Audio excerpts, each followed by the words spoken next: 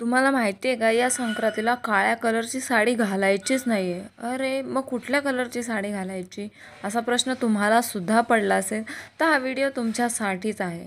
बघा, काळ्या कलरची साडी यावर्षी घालायची नाही आहे, कारण की संक्रांती देवी जी आहे ती, किंवा जो संक्रांतीचा कलर आहे देवीने घातलेला वस्त्राचा, तो काळा कलर आहे. आणि ज्या कलरचं वस्त्र देवी घालते त्या रंगावरती संक्रांत आली आहे असं म्हणतात.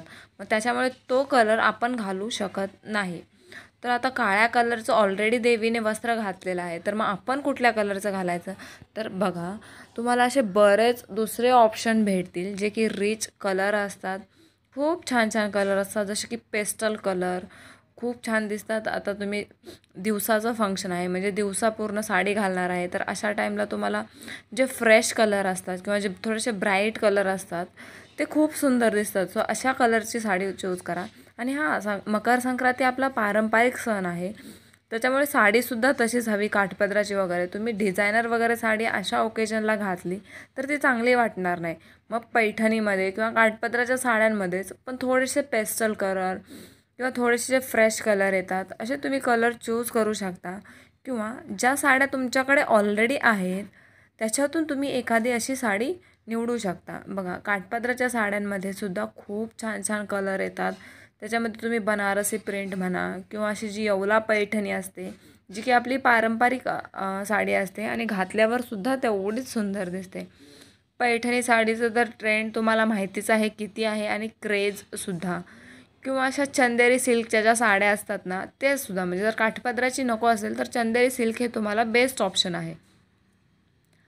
त्याचबरोबर ज्या बनारसी सिल्क साड्या असतात त्यासुद्धा खूप सुंदर दिसतात, ओकेजनल वाटतात, थोड्याशा फंक्शनल वाटतात.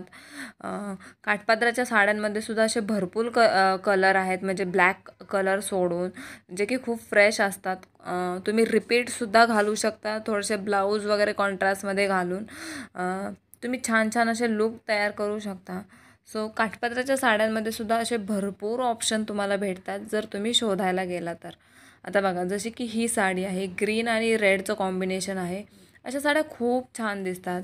किंवा जे असे ब्लू कलर असतात किंवा जे पर्पल शेड असतात ते सुद्धा साड्या तुम्हाला खूप सुंदर दिसतात.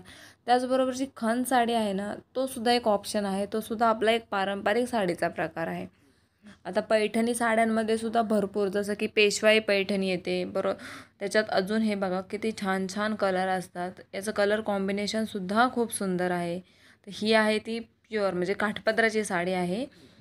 याच्यावरती पूर्ण साड्यांवरती तुम्हाला अशा बुट्ट्या येतात. त्याचबरोबर आपली जी नऊवारी साडी असते ना, त्या बघा, या साड्यासुद्धा खूप सुंदर दिसतात याच्यावरती जेव्हा तुम्ही ज्वेलरी वगैरे घालता. काठपदराच्या साड्यांना कसं असतं, त्या थोड्याशा ओकेजनल असतात, थोड्याशा हेवी असतात. आणि मकर संक्रांतीचा सण म्हटलं की तुम्हाला हेवीच साडी हवी, कारण की हा बायकाचा थोडासा असा जिव्हाळ्याचा, साड्यांच्या बाबतीत जास्त विचार केला जाणारा सण आहे.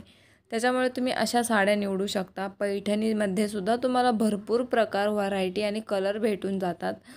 सो तुम्हाला जी आवडेल ती, फक्त काळ्या रंगाची सोडून साडी तुम्ही घालू शकता. व्हिडिओ पूर्ण पाहिल्याबद्दल खूप खूप आभारी आहे.